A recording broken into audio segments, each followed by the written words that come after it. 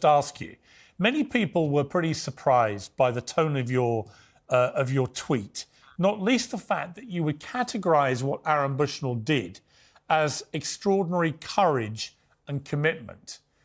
Many people think it was the act of somebody quite possibly very seriously mentally ill, taking his life in dramatic circumstances, and that was not necessarily consistent with being courageous or committed. Well, one is that you think of Cato the Younger when he killed himself as the Roman Empire began to emerge and the Roman Republic was collapsing.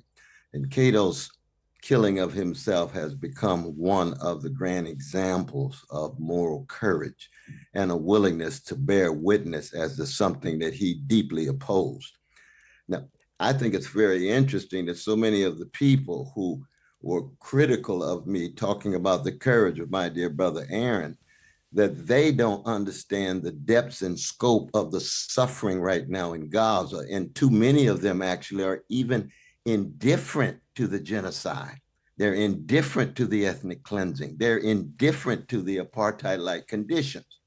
And so I can understand them saying, well, I am promoting violence by acknowledging the tremendous courage in engage in a moral witness in which you kill yourself as a way of calling attention not to yourself, but to suffering of precious Palestinians in Gaza.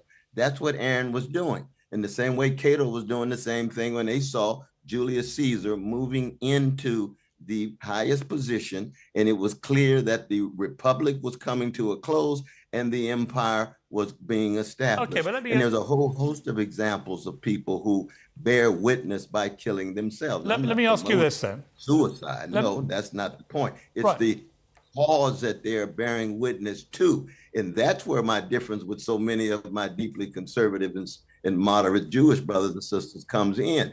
If they're indifferent to the suffering in Gaza, then it's going to be difficult for me to even have a conversation, because for me, it's a state of emergency. For me, we need that sense of urgency. These massacres are taking place before our very eyes. We ought to be on fire. We ought to be deeply concerned.